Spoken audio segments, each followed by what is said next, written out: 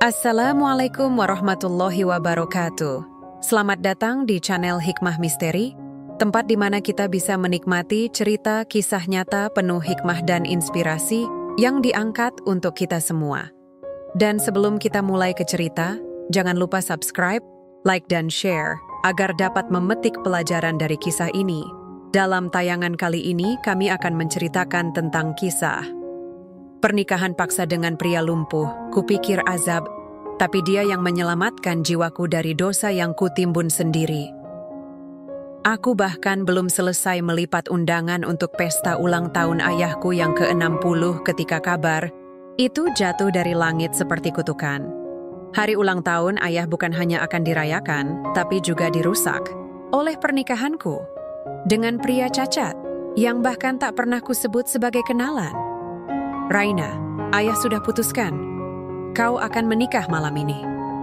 Kalimat itu keluar dari mulut ayah seperti vonis mati. Aku tertawa seperti orang gila. Kau pikir ini lelucon? Aku belum pakai lipstik. Ibuku sudah mati bertahun-tahun lalu. Dan ayah yang dulu lembut kini berubah menjadi algojo berdasi, duduk di singgasananya yang dingin, mengatur hidupku seperti papan catur yang hanya punya satu pion bernama harga diri keluarga. Dan malam itu, pion itu adalah aku.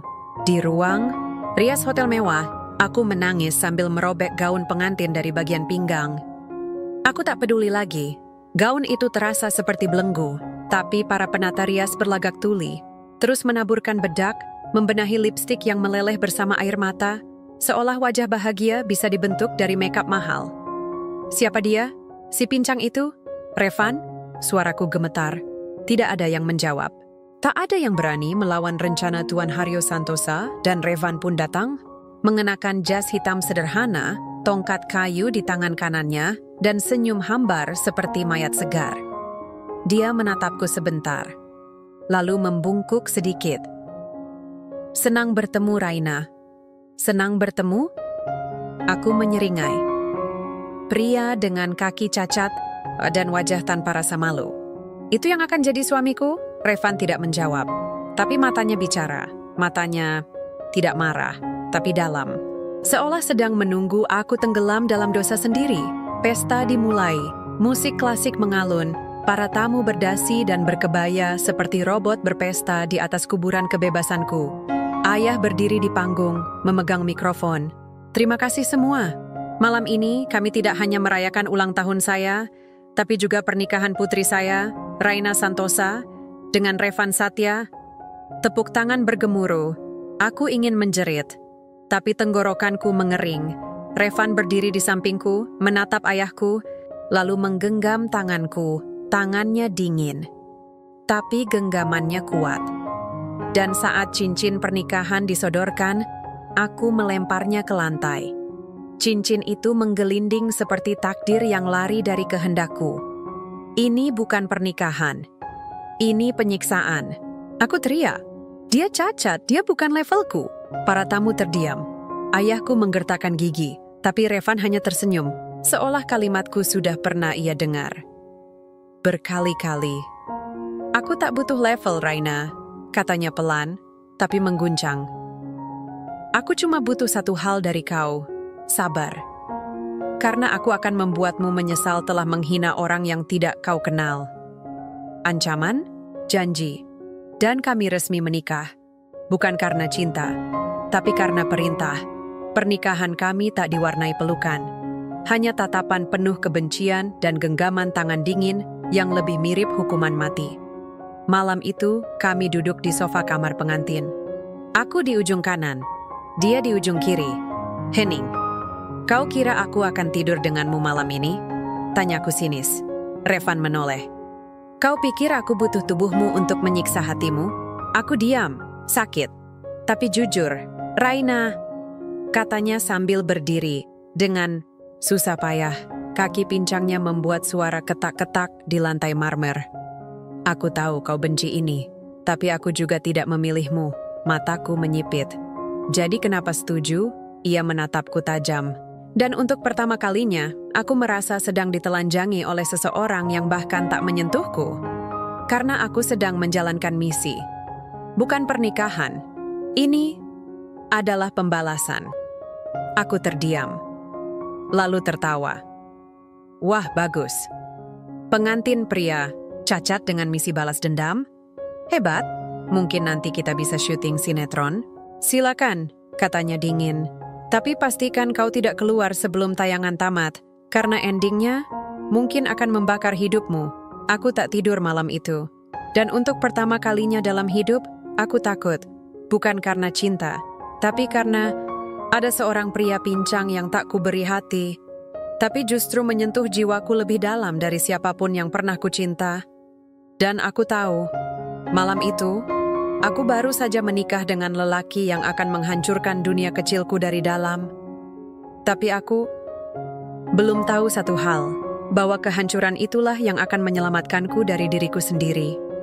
Ranjang pengantin itu terlalu besar, 2 meter panjangnya, tapi jaraknya seperti 2 dunia yang tak pernah ingin bersentuhan.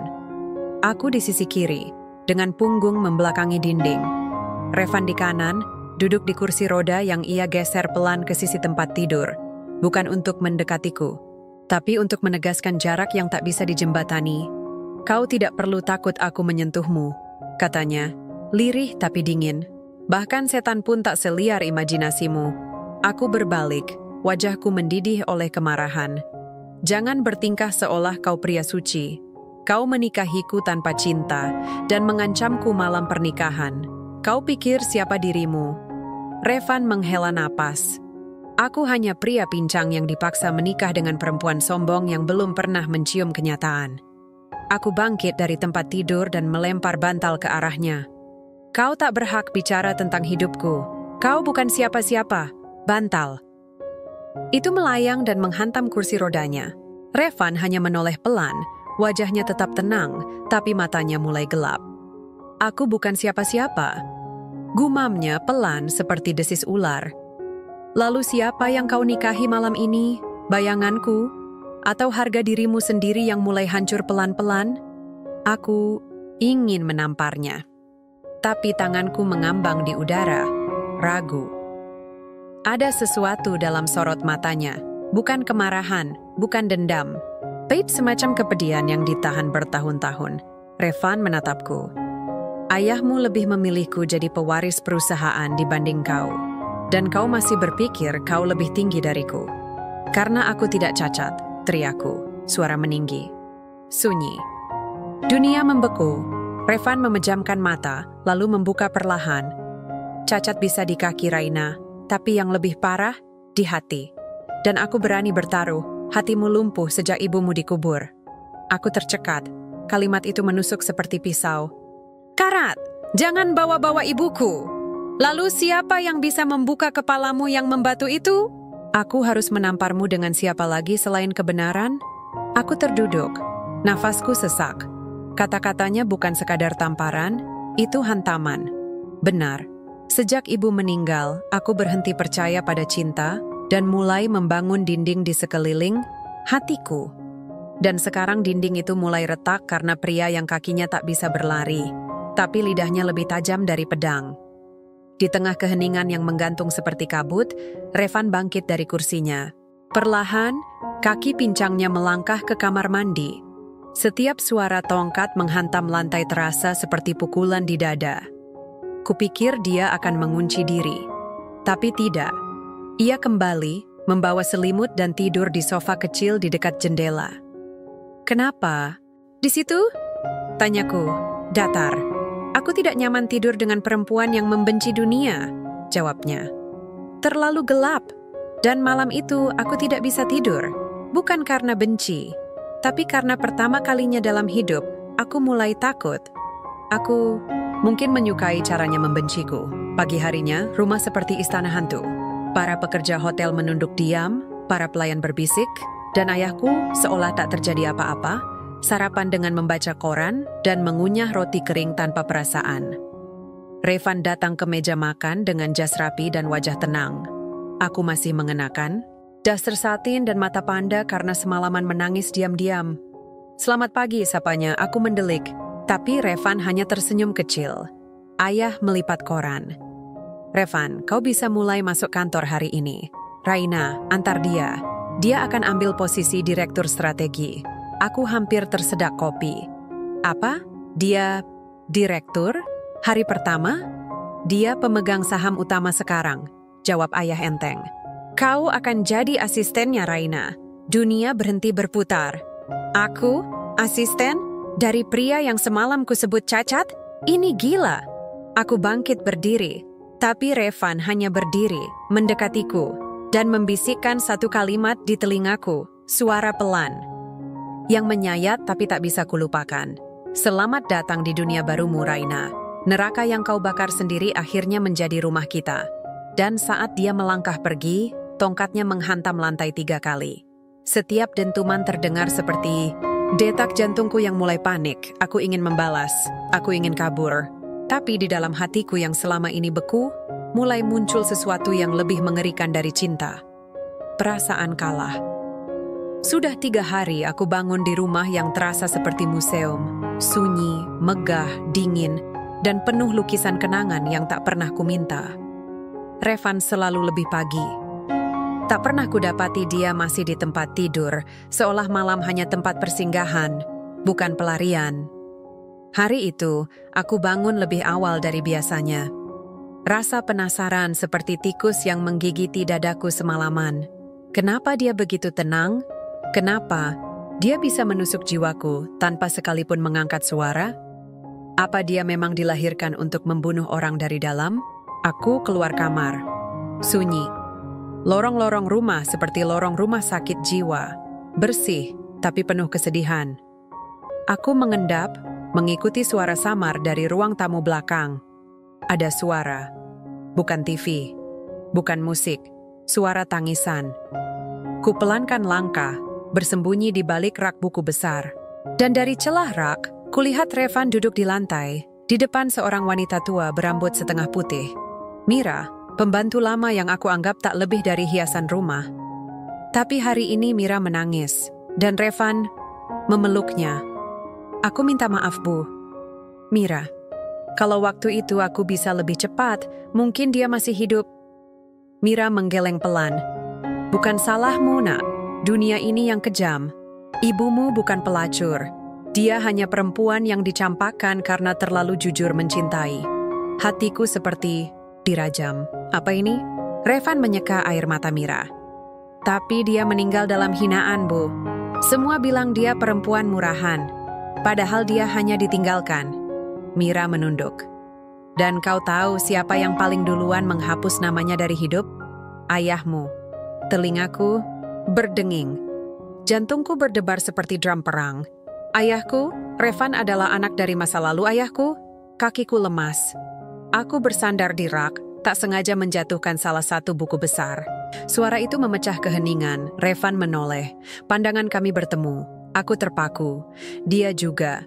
Tapi tidak ada kemarahan di wajahnya, hanya luka. Kau dengar semuanya?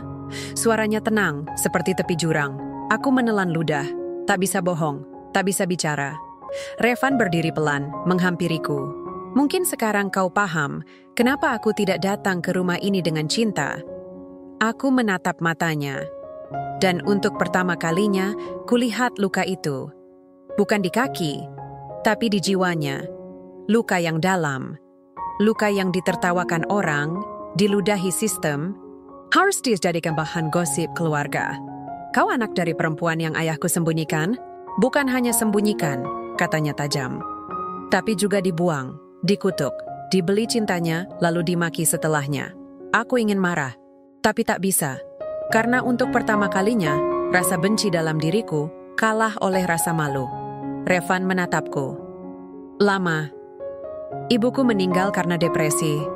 Karena seluruh hidupnya dihabiskan menunggu pesan yang tak pernah dikirim. Dari pria yang hanya menjadikannya lubang pelampiasan. Aku mengatuk bibir, mataku panas. Tapi egoku masih berdiri meski goyah. Lalu kenapa kau terima pernikahan ini? Revan menarik napas panjang. Awalnya karena balas dendam, tapi setelah lihat wajahmu waktu lempar cincin di pernikahan, aku tahu. Dendam ini harus kulakukan, bukan untuk ibuku, tapi untuk menyadarkan perempuan bernama Raina Santosa. Kau pikir aku bisa disadarkan? Tanyaku, pelan tapi tajam. Revan tersenyum miring. Tidak, tapi aku tahu. Orang sepertimu tidak takut dihina. Tapi ketakutanmu paling besar adalah dipeluk oleh kenyataan. Kalimat itu seperti tamparan yang membekas. Karena benar, aku tak pernah takut dijatuhkan. Tapi aku takut jatuh cinta. Terutama pada kebenaran yang kutolak seumur hidup. Sore harinya, aku mengurung diri di kamar. Tapi bukan karena sedih. Bukan karena malu. Tapi karena aku ingin tahu lebih banyak. Siapa ibunya Revan? Ku cari-cari berkas, dokumen, foto. Dan di laci kecil meja kerja Revan yang tak pernah ia kunci, kutemukan satu bingkai foto perempuan muda berwajah lembut, kulit sawo matang, senyum tipis, mata berkaca-kaca. Dan di belakang foto itu, ada tulisan tangan untuk Revan. Jangan biarkan dunia menentukan nilaimu. Cinta kadang datang dari luka paling dalam. Ibumu, Lestari. Air mataku jatuh. Diam-diam, aku tidak mengenalnya. Tapi aku merasa perempuan itu jauh lebih murni dari semua perempuan yang pernah kutemui. Dan malam itu, untuk pertama kalinya sejak menikah, aku tidur di ranjang yang sama dengan Revan. Tanpa bicara, tanpa menyentuh. Tapi kami tahu, badai telah lewat. Dan yang tersisa adalah dua orang yang duduk dalam reruntuhan dunia masing-masing. Masih saling benci. Tapi untuk pertama kalinya, kami mulai memahami. Aku sedang berdiri di balkon ruang makan lantai 2 ketika kulihat Intan, ibu tiriku, berjalan cepat ke halaman belakang dengan mengenakan daster sutra dan sandal hak rendah yang hanya dipakai kalau dia mau bertingkah manja. Dan di belakangnya, mengikuti sambil menunduk penuh dosa, adalah Andra, sopir pribadi keluarga. Sesuatu mencurigakan, tapi aku tak bereaksi berlebihan, tidak lagi. Sekarang aku tahu, di rumah ini, yang terlihat suci seringkali lebih najis daripada tikus gotoan. Aku turun pelan, melewati tangga marmer sambil menahan degup jantung. Kukunci langkah saat suara gesekan sepatu hak Intan terdengar dari balik pintu pantry. Aku mendekat. Tidak terlalu dekat, tapi cukup untuk mendengar suara yang tidak semestinya kudengar dari seorang ibu tiri. Kepada sopir, cepat sebelum Revan atau Raina keluar, bisik Intan, nadanya seperti racun manis. Apa kau yakin enggak ada CCTV, Bu? Tanya Andra. Sudah kututup semua akses, jangan banyak tanya, cium aku. Dan pintu itu bergoyang, bukan karena angin, tapi karena tubuh mereka saling menghantam dengan gairah haram. Nafasku tercekat. Seketika seluruh harga diri rumah ini runtuh seperti bangunan tua tanpa fondasi. Kupijak lantai dapur pelan. Kubuka pintu pantry dengan satu dorongan. Dan di sana, tubuh Intan menempel di dada Andra. Lipstiknya hancur berantakan, kancing dasternya terbuka sebagian. Mereka membeku seperti patung yang tertangkap basah. Lanjutkan. Aku hanya mau tanya satu hal. Kalian mau aku siapkan kopi atau surat cerai? Intan menjerit. Andra menjauh secepat mungkin. Wajahnya lebih pucat dari mayat baru. Dikafani.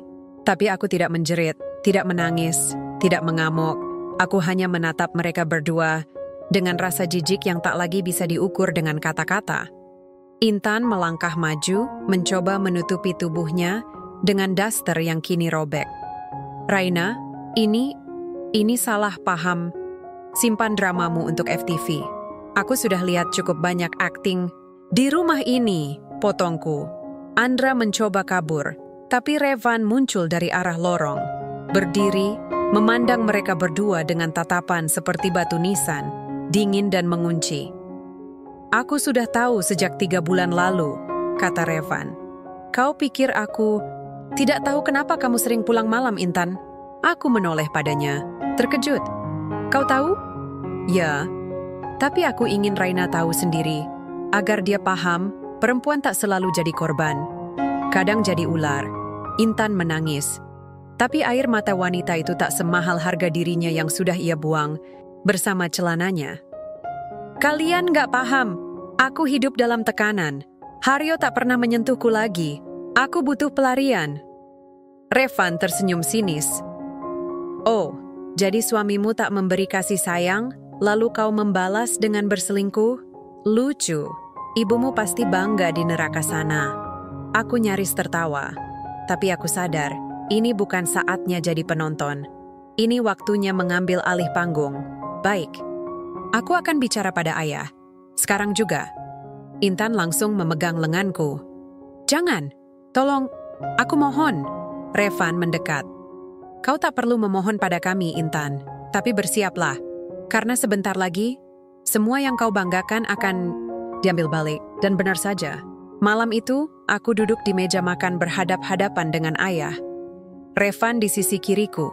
Intan duduk pucat di ujung kanan, seperti terdakwa yang tak punya pembela. Raina, kenapa mendadak minta makan malam keluarga? Tanya ayah curiga. Aku menatap Intan. Kau yang cerita, atau aku? Intan menunduk. Tapi Revan menyalakan proyektor dari ponsel ke layar TV besar. Video pantry, suara Intan, goyangan pintu, ciuman, segalanya. Bukti tak terbantahkan, ayah menatap. Mulutnya setengah, diterbuka, lalu menggertakkan gigi. Kau benar-benar main belakang dengan sopir? Intan menangis, bersujud di lantai. Tapi aku tak peduli. Aku ingin dia keluar dari rumah malam ini juga, kataku pelan, tapi pasti. Dan Andra juga. Ayah hanya mengangguk, tapi hatinya patah. Dan di tengah kekacauan itu, Revan menyentuh bahuku. Bukan karena cinta, tapi karena hormat. Dan untuk pertama kalinya, aku tak menepis. Aku berdiri, melangkah keluar. Dan dari balik kaca jendela, kulihat mobil yang membawa Intan dan Andra pergi. Tanpa cinta, tanpa kehormatan. Hanya sisa tubuh yang tak punya tempat untuk pulang. Dan malam itu, di dalam kamar, Revan berkata sambil menatap ke langit-langit, "Kau tahu, Rain, kadang kita tak perlu membalas dendam.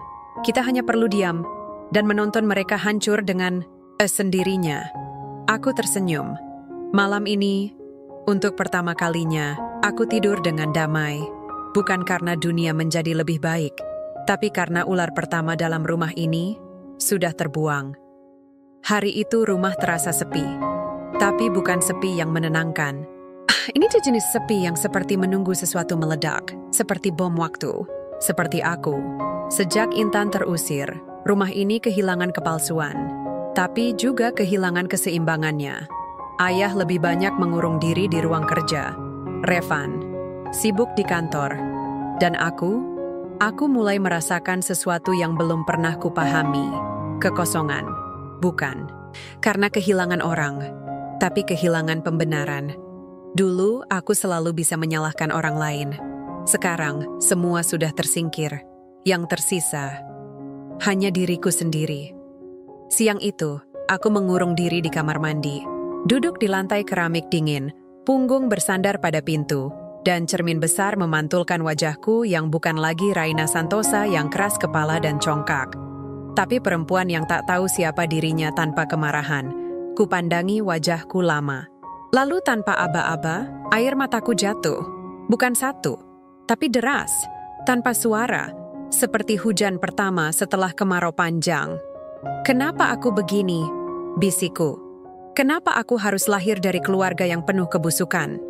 Kenapa aku selalu marah, selalu ingin menang? Tak ada yang jawab, kecuali bayanganku sendiri yang menatapku sinis dari cermin. Karena kau takut jadi lemah, dan kalimat itu pecah di kepalaku seperti kaca dibanting ke lantai.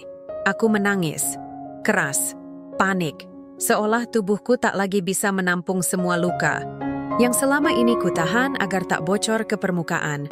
Lalu ku dengar ketukan, pelan tapi mantap. "Rain, kau di dalam?" Suara Revan. Aku diam. Tapi tangisku makin keras.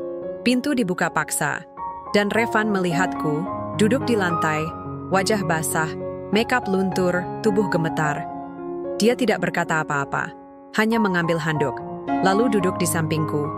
Tak menyentuh, tak menghakimi, hanya menunggu aku selesai dengan derita yang kubuat sendiri. "Pergi," kataku pelan, lemah, kehilangan kekuatan. Tapi dia tak pergi, dia hanya menatapku. Dan dengan suara paling lembut yang pernah kudengar darinya, ia berkata, "Kau boleh benci semua orang, Raina. Tapi jangan lupa, yang paling sering menyiksamu, ya dirimu sendiri." Air mataku makin deras. Kata-kata itu menusuk seperti jarum halus ke jantung. "Kenapa? Kau masih di sini? Kau bisa balas aku, hina aku, permalukan aku. Tapi kenapa kau malah duduk di lantai yang sama denganku?" Revan menghela napas. "Karena aku tahu, orang sepertimu tidak butuh disiksa. Kau hanya butuh diingatkan bahwa kau juga manusia." Aku menatapnya, ingin marah, tapi tak bisa. Ingin menyangkal, tapi tak sanggup. Aku bukan perempuan baik, Van. Aku kasar, aku penuh dendam. Revan mengangguk. "Aku tahu, tapi engkau tetap di sini?" "Ya, sunyi. Tapi sunyi itu hangat, tidak lagi membeku seperti biasanya." Lalu dia berdiri pelan, mengulurkan tangan. "Bangkitlah, kita punya hidup yang belum selesai." Aku menggenggam tangannya.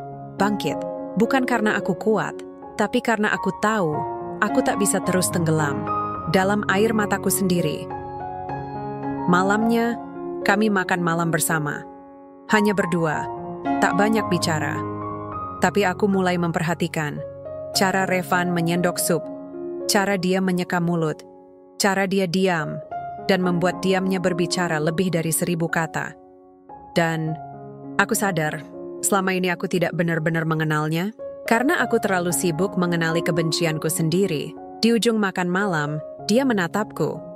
"Aku tahu kau belum mencintaiku, dan aku juga belum mencintaimu." Aku tersentak, tapi diam. "Tapi kupikir," lanjutnya, "kita bisa mulai dari belajar untuk tidak saling melukai." Aku menggenggam sendokku kuat. "Kau yakin bisa?" Dia mengangguk. "Bisa. Asal kau tidak lagi memukul dengan kata-kata, dan aku akan berhenti membalas dengan diam." Aku tertawa kecil. Masih ada sisa sinis, tapi kali ini tidak pahit. Lebih seperti lega. Dan malam itu, sebelum tidur, aku berkata, "Terima kasih, karena tidak meninggalkanku di lantai kamar mandi tadi." Revan tak menjawab, hanya berkata lirih, "Semua orang pernah jatuh, Ren.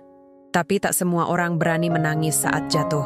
Kau tadi menangis, artinya kau siap bangkit." Dan malam itu, kami tidur di ranjang yang sama. Jarak masih ada, tapi tak lagi terasa seperti neraka. Karena untuk pertama kalinya, aku percaya ada orang yang bisa melihatku sebagai manusia. Bukan sekadar istri, pewaris, atau musuh dalam pernikahan. Tapi perempuan yang sedang belajar jadi utuh kembali. Hari itu cuaca cerah, tapi isi kepalaku penuh awan gelap. Pagi ini perusahaan keluarga Santosa Group menggelar rapat pemegang saham tahunan. Disinilah segalanya akan ditentukan. Dan ayahku, Haryo Santosa, untuk pertama kalinya tidak duduk di kursi tertinggi. Ia menyerahkannya kepada Revan. Aku masuk ke ruang rapat mengenakan setelan putih gading. Bukan karena ingin terlihat suci, tapi karena hari ini aku ingin menandai awal dari hidup yang baru. Hidup yang tidak lagi bersandar pada kebencian. Di ujung meja panjang, Revan duduk di kursi rodanya. Tenang, tersenyum tipis. Beberapa direktur yang dulu mencibirnya kini duduk diam, menunduk. Mereka tahu, pria yang dulu mereka sebut cacat akan bicara. Dan kata-katanya akan lebih tajam dari keputusan direksi manapun. Ketika mikrofon dinyalakan, semua mata tertuju padanya. Aku duduk di sampingnya, menahan napas. "Selamat pagi." Suaranya tegas, lembut, tapi tak ada yang berani menganggapnya lemah. "Saya Revan Satya, putra sah dari Haryo Santosa, dan juga putra dari perempuan yang selama ini disembunyikan dalam lemari sejarah keluarga ini." Beberapa direktur mulai berbisik. Ayah duduk agak jauh di belakang, wajahnya tanpa ekspresi. "Aku tidak datang ke sini untuk menagih warisan. Aku datang karena ingin membersihkan warisan. Bukan uang, bukan saham, tapi nama." Suasana mendadak hening, bahkan detak jarum jam terdengar. Dan saat itu, Revan melanjutkan. Aku tahu banyak dari kalian tidak mempercayai kapasitasku. Karena ku berjalan pincang. Karena aku bukan anak sah di akta lama, ia menatap lurus ke kamera konferensi. Tapi hari ini, aku tidak akan bicara dari kursi ini. Dan perlahan, diiringi tatapan membelalak dari semua orang, Revan mendorong diri dari kursi roda. Dengan satu tongkat, ia bangkit, berdiri. Kaki kanannya gemetar, tapi ia tidak tumbang. Aku belajar berdiri bukan dari fisioterapi, tapi dari luka. Dan setiap kali aku dihina, kakiku makin kuat. Karena aku tahu, satu-satunya cara membalas orang-orang yang menertawakanku adalah membuat mereka berdiri dan bertepuk tangan. Semua terdiam, tak ada suara. Lalu satu persatu, tangan mulai bergerak. Tepuk tangan, riuh. Dari mereka yang dulu meremehkan. Aku menunduk, mataku panas, tapi aku tidak menangis. Karena hari ini yang menang bukan cuma Revan, tapi semua yang pernah dipaksa diam. Usai rapat, kami berjalan berdua keluar gedung. Revan sudah duduk kembali di kursi rodanya, peluh membasahi pelipisnya. Tapi senyumnya tidak luntur. Kenapa baru sekarang kau berdiri? Tanyaku. Dia menoleh. Karena hari ini, yang berdiri bukan cuma tubuhku, tapi harga diriku juga. Aku tak bisa berkata-kata. Aku hanya menggenggam tangannya. Dan untuk pertama kalinya, dia membalas genggaman itu. Tidak untuk menuntut, tapi untuk menemani. Di mobil, dalam perjalanan pulang, Revan berkata, "Dulu aku menikahimu karena aku marah. Sekarang aku ingin menjadikan pernikahan ini sebagai permintaan maaf." Aku menoleh. Permintaan maaf untuk siapa? Untuk diriku sendiri, yang dulu terlalu keras. Untuk ibuku, karena aku sempat berpikir dia lemah karena menangis. Dan untukmu, karena aku tahu, aku tidak pernah benar-benar mengulurkan tangan. Aku terdiam. Kata-katanya membuat dadaku sesak, tapi hangat.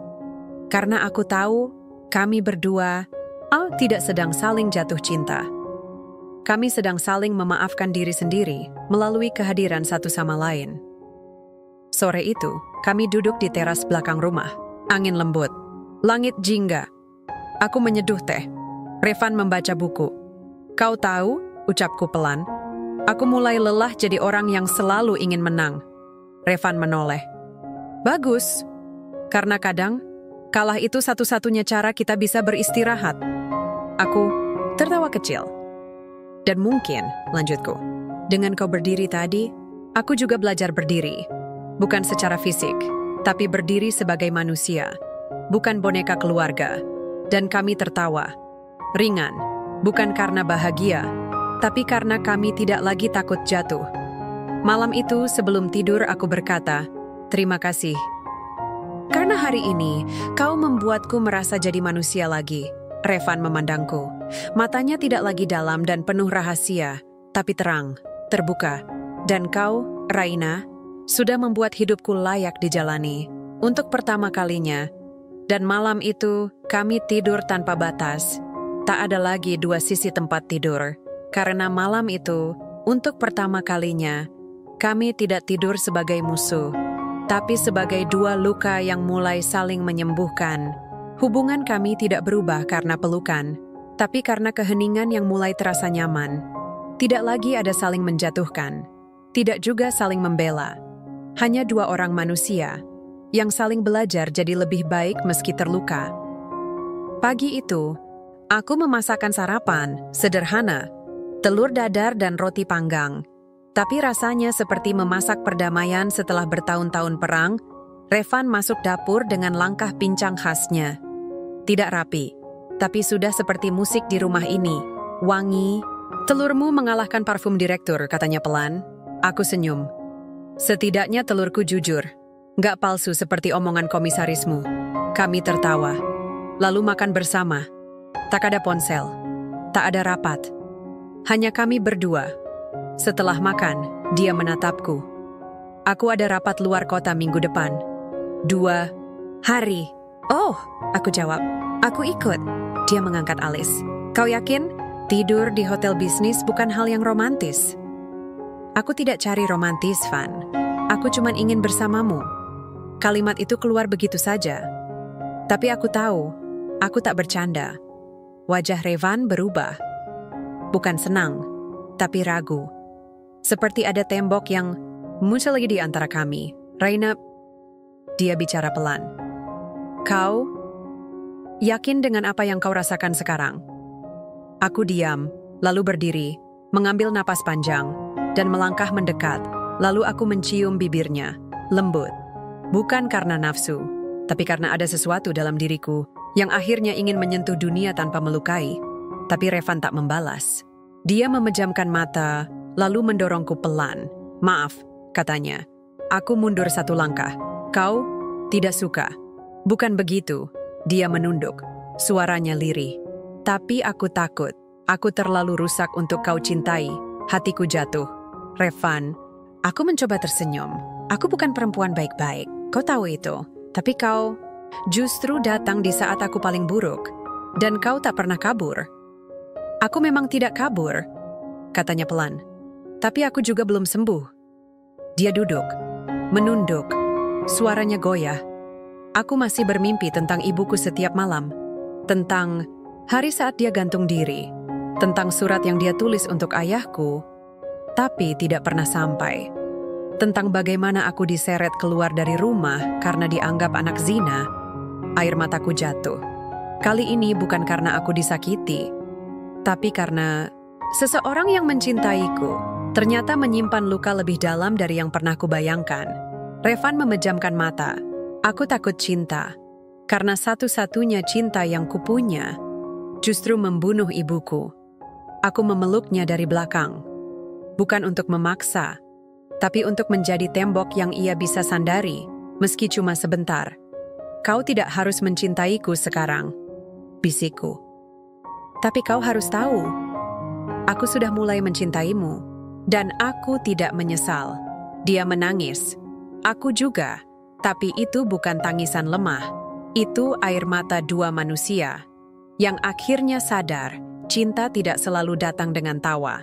Kadang ia datang dengan luka-luka yang pelan-pelan dijahit bersama. Hari itu, Revan tidak berkata apa-apa lagi. Dia hanya tidur di pelukanku, matanya sembab. Tapi wajahnya tenang. Dan malam itu, kami tidur dengan tubuh menyatu. Tapi jiwa masing-masing masih berjuang untuk tidak pecah. Aku tahu perjalanan ini belum selesai. Tapi aku yakin, untuk pertama kalinya dalam hidupku, aku tidak sendirian. Dan mungkin itu lebih penting daripada sekadar saling jatuh cinta.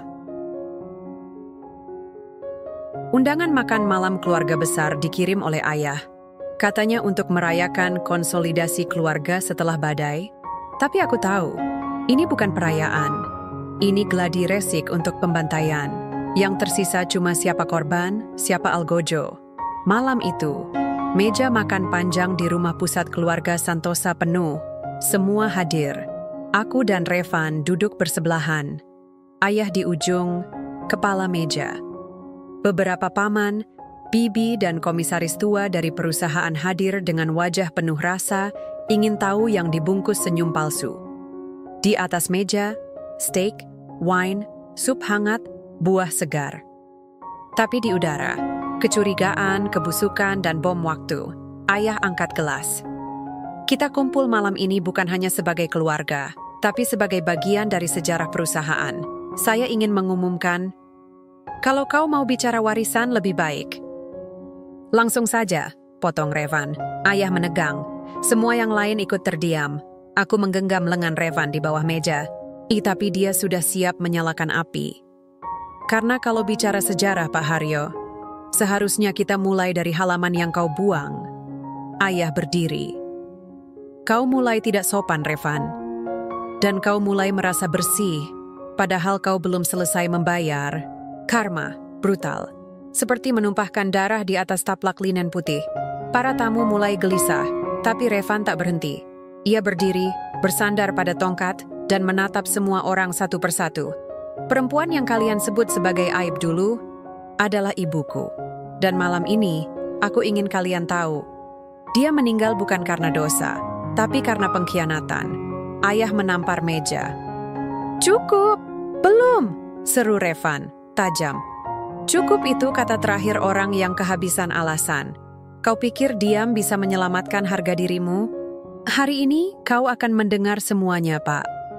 Aku menahan napas, jantungku berdentum.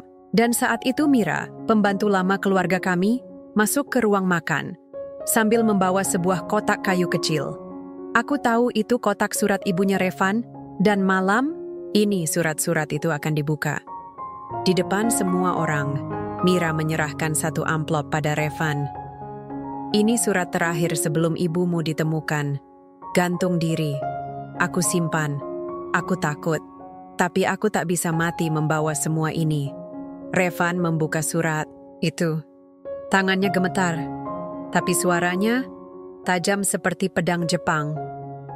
Haryo, aku tahu aku bukan perempuan yang pantas kau tunjukkan ke dunia. Tapi anak kita butuh ayah. Revan butuh seseorang yang bisa mengajarkannya berdiri tanpa harus membunuh dirinya sendiri. Revan terdiam. Surat itu meluncur dari tangannya, jatuh ke lantai. Semua tamu menunduk. Bahkan bibi yang paling cerewet menutup mulut.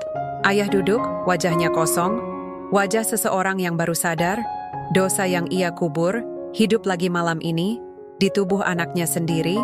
Ayahku, kata Revan pelan, lebih memilih membesarkan nama daripada anaknya sendiri.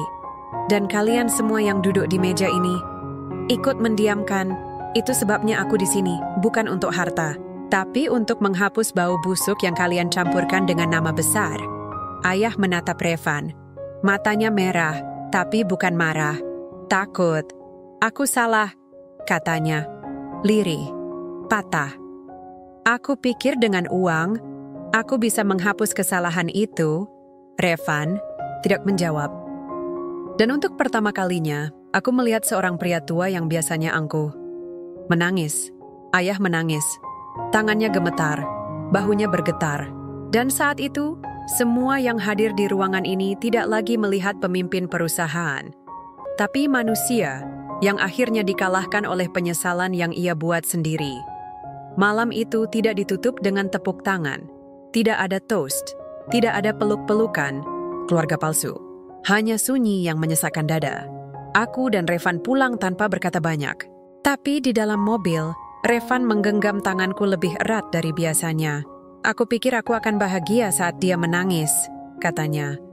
Tapi sekarang aku tahu, luka tidak akan pernah bisa benar-benar terbalas, hanya bisa dikenang atau dimaafkan. Aku menoleh padanya. Kau tidak perlu jadi pemaaf, tapi jangan biarkan dia hidup dalam kepala dan dadamu selamanya. Kau layak punya hidup sendiri. Dia mengangguk, matanya basah. Tapi untuk pertama kalinya, tenang. Malam itu, kami duduk di balkon kamar. Tak bicara banyak. Tapi kami tahu satu hal. Segala yang busuk sudah keluar. Segala yang pahit sudah tumpah. Dan yang tersisa adalah dua hati yang kini bisa saling menatap. Tanpa beban, tanpa dendam, tanpa masa lalu yang membayangi. Hari itu langit mendung, tapi tidak ada hujan. Seperti hari yang menahan tangisnya sendiri, Revan berdiri di depan koper. Di tangannya tiket pesawat ke Frankfurt. Beasiswa riset 6 bulan yang dulu ia tolak, kini ia ambil. Bukan untuk kabur, tapi untuk memberi jarak, untuk benar-benar sembuh.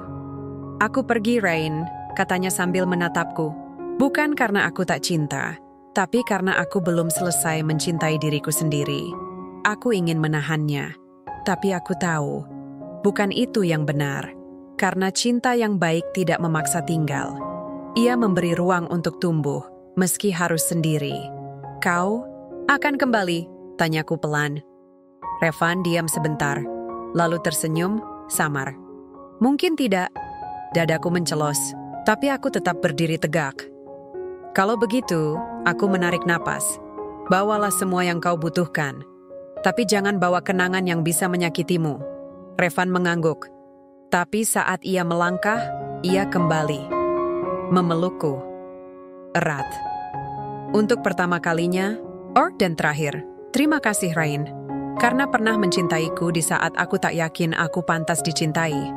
Aku menutup mata, menyandarkan kepala di dadanya yang berdebar cepat. Dan terima kasih, karena mengajariku jadi manusia, bukan boneka, yang dibentuk kebencian. Kami melepas pelukan itu dengan tubuh bergetar, tapi tidak menangis. Kami sudah menangis terlalu banyak. Sekarang, waktunya berdamai. Pesawat Revan tinggal landas jam 8 malam. Tapi aku tidak ke bandara. Aku menonton pesawatnya dari balkon kamar sambil membawa 2 cangkir teh. 1 untukku, 1 untuk yang pergi. Ritual kecil untuk menenangkan hati yang ditinggalkan. Minggu-minggu berikutnya berjalan pelan, tapi tidak kosong. Ayah mundur dari perusahaan. Dia tinggal di rumah. Lama banyak diam, tapi mulai sering menulis. Dan suatu hari, dia menyerahkan naskah catatannya padaku. Kalau suatu hari Revan pulang, kasih ini padanya, katanya. Ini semua dosa yang tak sempat aku akui langsung. Mungkin dia tak akan baca, tapi setidaknya aku tidak menyembunyikannya. Lagi, aku menerima naskah itu, tapi tidak langsung kubuka, karena aku tahu ada luka yang harus dibiarkan matang dulu sebelum dibedah ulang. Sementara itu, aku kembali ke kantor, tapi tidak sebagai pewaris. Aku minta jadi staf kreatif di divisi humas. Orang kaget, tapi aku tidak peduli. Karena hari itu, aku sadar, harga diri bukan apa kata orang tentang kita, tapi apa yang kita putuskan tentang diri sendiri. Dan aku putuskan untuk tinggal lagi hidup demi pembuktian, tapi demi kedamaian. Setiap malam, aku menulis jurnal, tentang hari-hari kecil, tentang kopi yang terasa pahit, tapi menyegarkan, tentang tawarkan kerja, tentang anak-anak kecil di taman yang berlarian tanpa tahu apa itu luka batin. Dan di antara tulisan-tulisan itu, selalu ada satu nama yang muncul. Revan bukan sebagai luka, tapi sebagai guru, yang datang bukan untuk tinggal, tapi untuk mengubah arah hidupku selamanya. 6 bulan berlalu, tak ada kabar. Lalu tiba-tiba, satu surat datang, tanpa nama pengirim, tapi aku tahu tulisan tangannya. Raina, aku tidak kembali, tapi aku membaca semua catatan ayah. Dan untuk pertama kalinya, aku menangis tanpa marah. Aku sedang membuka perpustakaan kecil di Jerman untuk anak-anak pengungsi, karena aku pikir mungkin dunia bisa lebih baik jika lebih banyak anak membaca daripada mendengar orang dewasa saling menyalahkan. Aku tak tahu apakah hidup kita akan bertemu lagi, tapi aku tahu di tempat manapun aku berada, ada satu ruang di dalam hatiku yang selalu akan diam kalau mendengar namamu, karena kau bukan sekadar istri yang kupaksa nikahi, tapi perempuan yang menyelamatkanku dari diriku sendiri. Aku tutup surat itu dengan senyum. Air mataku jatuh. Tapi ini air mata yang aneh. Bukan sedih, bukan rindu, tapi lega. Hari itu, aku berdiri di depan cermin, mengenakan gaun putih sederhana, bukan pengantin, tapi sebagai pembicara di acara seminar perempuan. Aku mulai bicara dengan suara tenang. Dulu, aku pikir kemenangan adalah ketika semua orang berlutut meminta maaf padaku.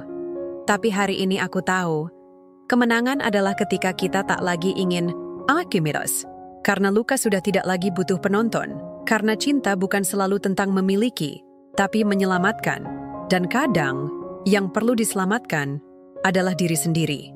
Sorak tepuk tangan menggema, tapi aku hanya menunduk, menyelipkan senyum kecil, untuk Revan, untuk ibuku, untuk diriku yang dulu. Dan di akhir pidato aku berkata, aku tak lagi membenci, aku hanya tak ingin kembali ke versi diriku yang dulu tak tahu bagaimana caranya memaafkan.